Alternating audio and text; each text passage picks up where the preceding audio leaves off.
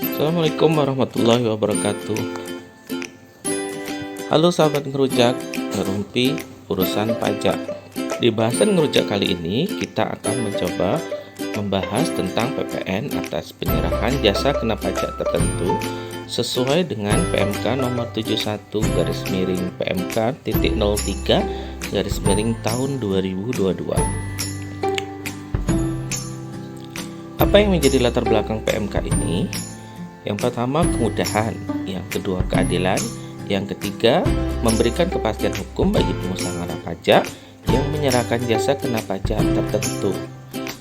Juga penyesuaian terhadap ketentuan yang diatur dalam PMK nomor 75 tahun 2010, pasal 8 PMK nomor 92 tahun 2020, dan pasal 13 ayat 5 huruf B dan pasal 16 ayat 4 huruf B PMK nomor 6 tahun 2021.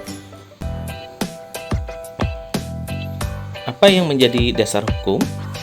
Dasar hukumnya adalah pasal 16G huruf I Undang-Undang nomor 7 tahun 2021 tentang harmonisasi peraturan perpajakan, bahwa ketentuan lebih lanjut mengenai jumlah peredaran usaha tertentu, jenis kegiatan usaha tertentu, jenis BKP tertentu, jenis JKP tertentu, dan besarnya PPN yang dipungut dan disetor sebagaimana dimaksud pasal 9 ayat 1 diatur dalam peraturan Menteri Keuangan. Pengusaha pajak yang melakukan penyerahan 5 jasa kena pajak tertentu wajib memungut dan menyetorkan PPN yang terutang dengan besaran tertentu. Apa perbedaan antara DPP nilai lain dan besaran tertentu? Contohnya, penyerahan JKP atau jasa kena pajak sebesar 1 juta, DPP berupa nilai lain sebesar 10%, maka DPP-nya adalah 10% kali 1 juta atau 100.000, PPN-nya 11% kali 100.000 kali DPP ya, sebesar 11.000. Penjual dapat mengkreditkan pajak masukan. Ini kalau menggunakan DPP nilai lain. Untuk penyerahan JKP besaran tertentu, nilainya 1 juta, besaran tertentu sebesar 1,1%. Maka DPP-nya adalah 1 juta, PPN-nya adalah 1,1 kali 1 juta atau sebesar 11.000. Tetapi penjual tidak dapat mengkreditkan pajak masukan. Jadi jelas di sini perbandingan antara DPP nilai lain dan besaran tertentu. DPP nilai lain menggunakan DPP sebesar 10% dari penyerahan, sementara untuk besaran tertentu dia langsung tarif PPN 1,1%. Yang kedua, tentang pengkreditan pajak masukan. Di DPP nilai lain, penjual dapat mengkreditkan pajak masukan, sementara penggunaan besaran tertentu penjual tidak dapat mengkreditkan pajak masukan. Jasa apa saja yang menggunakan perhitungan besaran tertentu? Yang pertama adalah jasa pengiriman paket pos, menggunakan 1,1% dari jumlah yang ditagih atau yang seharusnya ditagih. Yang kedua, jasa biro perjalanan wisata dan atau jasa agen perjalanan wisata, berupa paket wisata, pemesanan sarana angkutan, dan pemesanan sarana akomodasi yang penyerahannya tidak didasari pada pemberian komisi atau imbalan atas penyerahan jasa perantara penjualan.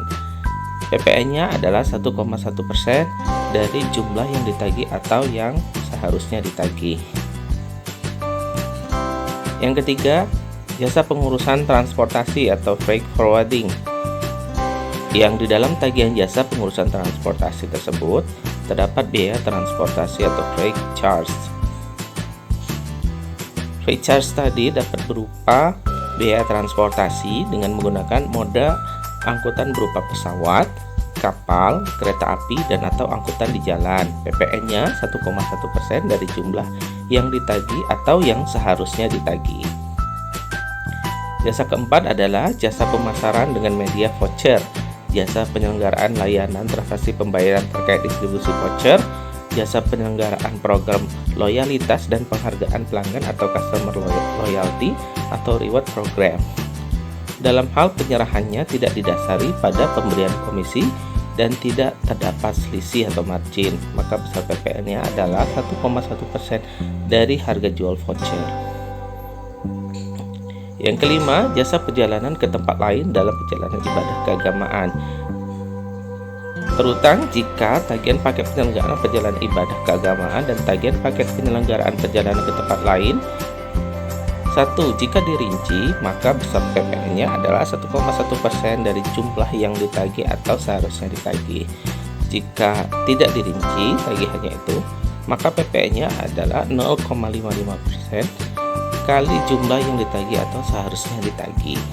Bagaimana jika tarif PPN 12% berlaku yang sebagaimana pasal 7 ayat 1 huruf B Undang-Undang HPP Harmonisasi Peraturan Perpajakan yang berlaku 1 Januari 2025. Jika tarif PPN 12% berlaku, maka jasa pengiriman paket pos yang pada awalnya 1,1% menjadi 1,2%.